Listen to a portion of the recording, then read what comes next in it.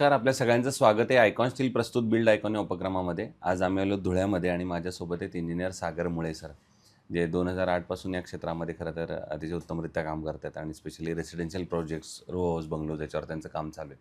त्यामुळे त्यांचा आत्तापर्यंतचा हा प्रवास कसा आहे, त्यांना आलेले अनुभव कसे आहेत, या क्षेत्राकडे बघण्याचा त्यांचा दृष्टिकोन काय आहे, अशा सगळ्या संदर्भात आपण त्यांच्याशी गप्पा मारणार आहोत बिल्ड आयकॉन या प्लॅटफॉर्मवर.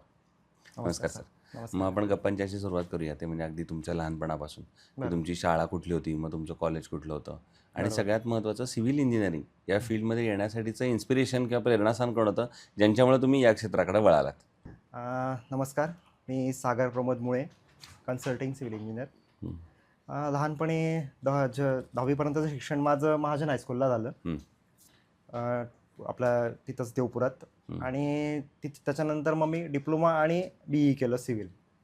तसं या क्षेत्रामध्ये माझा 10वीपर्यंत इंटरेस्ट जो होता तो कॉम्प्युटरला होता थोडा.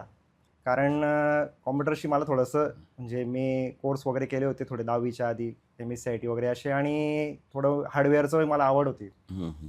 मला कॉम्प्युटर फील्डबद्दल थोडं जास्त अट्रॅक्शन होतं. बरोबर. पण आमच्या घरात कसं माझे वडील महानगरपालिकेत होते आणि त्यांचा या फील्डशी जुना संबंध होता. हं, हं.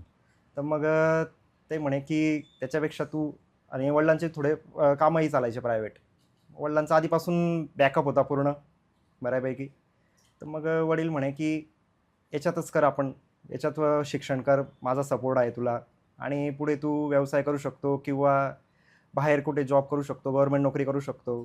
तर मग माझा थोडा कॉम्प्युटर कल असल्यामुळे वडिलांनी थोडा फोर्स केला की कर, इथंच कर. कॉम्प्युटरचं तेव्हा एवढं काही खूप म्हणजे तेव्हा डिमांड थोडी खूप तशी हं, नव्हती, हं, हं. सुरुवात होती. मग मी डिप्लोमाला घेतलं ॲडमिशन, आणि पहिले डिप्लोमा केला SSOPS कॉलेजला इथं धुळ्यातच, आणि नंतर मग BE केलं पूर्ण तिथंच SSOPS कॉलेजलाच केलं, आणि मग त्याच्यानंतर पूर्ण फुल प्रॅक्टिस करायला लागलो इथंच धुळ्यामध्येच. Very good. आणि मग नंतर जेव्हा तुम्ही म्हणाल तसं हे शिक्षण झालं, मग आपण नोकरी किंवा व्यवसाय म्हणजे व्यवसाय सुरू करण्यापूर्वी आधी नोकरी करतो, थोडासा अनुभव बरोबर. घेतो. मग तो तुम्ही कुठं घेतला त्याच्यानंतर? मी तसं तर वडिलांचेच आधीपासूनचे कामं चालायचे. वडील हं. जरी पालिकेत होते, पण वडिलांचे प्रायव्हेट पार्टनर होते, ते पूर्ण त्यांच्यासोबतच राहायचे बरं. वडिलांचे कामं. तर हं, मग हं. वडिलांचं मला प्लॅनिंग वगैरे, मी तसं प्लॅनिंगचे कामं तर मी 2008 पासूनच करायला लागलो होतो. 6, 7, 8 पासून. हं, हं. म्हणजे जेव्हा मी कॉलेजला होतो तेव्हापासूनच मी प्लॅनिंगचे कामं करायचो. बरोबर. तर मला अनुभव तेव्हापासूनच यायला लागला होता बऱ्यापैकी, की प्लॅनिंग वगैरे काय राहतं, कसं ॲक्च्युली म्हणजे म्युनिसिपल प्लॅन, वर्किंग प्लॅन. तर हे मी तेव्हापासून करायला लागलो होतो. मग नंतर BE झाल्यावर माझं थोडंसं मी आपले धुळ्यातमध्ये 2 इंजिनियर्सकडे जे होते त्यांच्याकडे मी थोडा प्रायव्हेट हे अनुभव घेतला. हं, हं. पण तो थोडे दिवसच होता, आणि वडिलांचे कामं असल्यामुळे मग वडील म्हणे, वडिलांना दुसरे पार्टनर घ्यावे लागत होते मी नसल्यामुळे. तर मग वडील म्हणे, चल म्हणे आता आपल्याकडेच कर म्हणे काम. वाह! त्यामुळे मग वडिलांसोबतच मी करायला लागलो पूर्ण. मग वडिलांसोबत काम करताना काही असं दडपण येतं का सुरुवातीला? कारण त्यांचा एवढा वर्षाचा अनुभव असतो आणि हां. आपण सुरुवातीला नवीन असतो. तर म्हणजे वडील, मला पहिले खूप काही कळायचं नाही कॉलेजला असताना. हं. तर वडील सांगायचे, थोडासा मला कंटाळा यायचा, किंवा वडील मग काही वेळेस रागवायचे पण, तुला हे समजत नाही का, ते कळत नाही. मग ते सुरुवातीला एवढं लक्षात नव्हतं येत. हळूहळू मग जेव्हा पूर्ण फील्डमध्ये पूर्ण उतरायला लागलो, जेव्हा वडिलांनी माझ्यावर जबाबदारी सोपवली, हं, हं. मग तेव्हा लक्षात आलं की अरे, हे अशा गोष्टी असतात प्रत्येक गोष्टीतलं, म्हणजे सिमेंट, स्टील, फिनिशिंग मटेरियल याच्यातलं काय काय बघायचं, काय नाही, बरोबर. मिस्त्री कसे हँडल करायचे, सगळ्यांचं त्यांचं पेमेंट वगैरे, ह्या गोष्टी. मग ते वडिलांनी थोडी जास्ती जबाबदारी टाकली. मग तेव्हा हळूहळू थोडं लक्षात यायला लागलं. मग बऱ्यापैकी मग पुढे कळायला लागलं. सेटल झालं सगळं. बरोबर. मग आता या क्षेत्रातल्याच काही प्रश्नांकडे आपण वळूया. त्यातला पहिला महत्त्वाचा प्रश्न आहे म्हणजे आता तुम्ही जे लेबरचा उल्लेख केलात, तर मग हे या क्षेत्रामध्ये अनस्किल्ड लेबरचं पर्सेंटेज बरंच जास्त आहे हो, आणि अशा लोकांबरोबर काम करणं बऱ्याचदा धोकादायक असतं. कधी त्यांच्याकडनं दुर्घटना होत असतात, चुका होत असतात. बरोबर. तर मग हे लेबर मॅनेजमेंट तुम्ही साईटवर कसं करता? लेबर मॅनेजमेंट आम्ही जास्त करून स्किल अनस्किल लेबरशी आमचा जास्त म्हणजे कॉन्टॅक्ट आम्ही ठेवत नाही. आम्ही त्यांचे जे मेन जे कॉन्ट्रॅक्टर असतात, जसं सेंटरिंग, विटकाम करणारे यांचे जे ठेकेदार असतात, त्यांच्याशी आम्ही पहिले हे करतो, बरोबर. चर्चा करतो.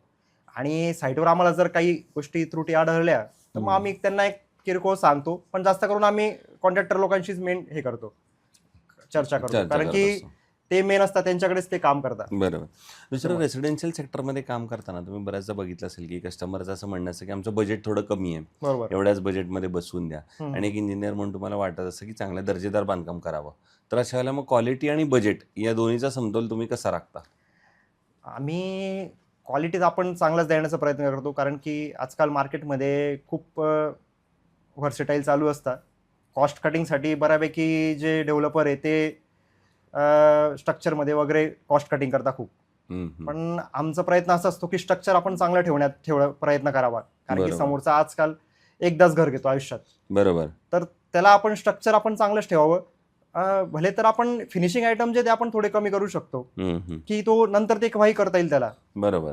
पण आज मेन जे घराचं स्ट्रक्चर आहे, जे बाहेर जसं काही आपण विटकाम, स्लॅब, प्लॅस्टर ह्या गोष्टी ज्या मेन आहे, तर ह्या आपण चांगलं द्यायचा प्रयत्न करतो की समोरच्याला कमीत कमी मेंटेनन्स यावा. आणि कॉस्ट कटिंगसाठी मग आपण फिनिशिंग आयटम असतात ते आपण मग थोडं कमी द्यायचा प्रयत्न असतो, की ते त्याला ते जेव्हा त्याला गरज वाटेल तेव्हा तो ते करू शकतो असं. बरोबर. बरोबर. एक आता थोडा वेगळा प्रश्न आहे, तो म्हणजे आता तुम्ही इतक्या वर्षांपासून या भागात राहताय आणि तुम्ही जसं हे क्षेत्र बदलताना बघितलंय तसं त्याप्रमाणे हा भाग पण बदलताना बघितलाय. त्या अनुषंगानं हा प्रश्न आहे ते म्हणजे धुळ्यामध्ये येणाऱ्या 15-20 वर्षात प्रशासनानं कुठल्या क्षेत्रावर काम केलं पाहिजे जेणेकरून धुळ्याचे एक सर्वांगीण विकास आपण येणा काही वर्षात बघू शकतो? एक सिव्हिल इंजिनियर म्हणून तुम्हाला काय वाटतं? तसं पाहायला गेलं तर आता सध्या धुळ्यामध्ये 11 गावं समाविष्ट झालेले आहे नवीन. तर त्या 11 गावांमध्ये डेव्हलपमेंट थोडी पाहिजे तशी होत नाही. जसं म्हणजे आपण नॉर्मल रस्ते, गटारे, लाईट वगैरे ह्या गोष्टी. आणि दुसऱ्या म्हणजे स्कूल, सगळ्यात महत्त्वाचं जे स्कूल आहे, तर स्कूल प्रत्येक एरियामध्ये डेव्हलप व्हायला पाहिजे. प्रायव्हेट स्कूल म्हणा किंवा गव्हर्नमेंट काही आलेच तर ह्या गोष्टी आल्या तर एरिया डेव्हलप होईल आणि त्याच्याने रोजगार वाढेल. परत तुमचं लोक त्या एरियामध्ये म्हणजे राहायला जातील. बरोबर. बरोबर. हे महत्त्वाचं. कन्स्ट्रक्शनमध्ये स्टील आणि सिमेंट हे 2 महत्त्वाचे घटक बरोबर. असतात. तर म्हणजे स्टील निवडण्याची वेळ येते तेव्हा तुम्ही काय पॅरामीटर्स बघता आणि मग ठरवता की हे स्टील चांगलं आहे, हे वापरलं पाहिजे? स्टीलचं आता जवळपास आता सगळ्याच कंपन्या चांगल्या प्रोडक्ट द्यायचा प्रयत्न करतात. पण आपण काय बघतो की नरम पाहिजे स्टील, त्याचं बार जे पूर्ण 12 मीटरचेच पाहिजे. बरोबर. आपण ह्या गोष्टी थोड्या प्रेफर करतो. ओके. हां. आणि मग आयकॉन स्टील वापरले तुम्ही कधी? हो, तेच अच्छा. वापरतो आम्ही. मग आयकॉनच्या सर्व्हिस किंवा डिलिव्हरी अवेलेबिलिटीबद्दल काय सांगाल? नाही, आमचे आता सध्या जे डीलर आहे आमचे जिग्नेश पटेल म्हणून, तर त्यांची आमच्या आधीपासूनच त्यांच्याकडे माल घेतो आम्ही पूर्ण तो. बरोबर. तर त्यांचं जे डिलिव्हरी आणि सर्व्हिस आहे ती एकदम चांगली आहे. म्हणजे त्यांना फोन केला की लगेच मटेरियल येऊन जातं आणि पेमेंट वगैरे त्यांचा आमचा जुने संबंध असल्यामुळे त्या बाबतीत काही अडचण येत नाही आम्हाला. बरोबर. दुसरा आतापर्यंत काम केलेल्या प्रोजेक्टमधला जर एकच प्रोजेक्ट निवडायची वेळ आली की जो तुमचा सर्वोत्तम प्रोजेक्ट आहे किंवा आयकॉनिक प्रोजेक्ट आहे किंवा ज्या प्रोजेक्टनं तुम्हाला ओळख मिळवून दिली, तर तो प्रोजेक्ट कुठला आणि त्याची काय वैशिष्ट्य आहेत? तसं प्रोजेक्ट पाहायला गेलं तर सगळेच चांगले असतात, पण एक प्रायव्हेट प्रोजेक्ट आम्ही केला होता.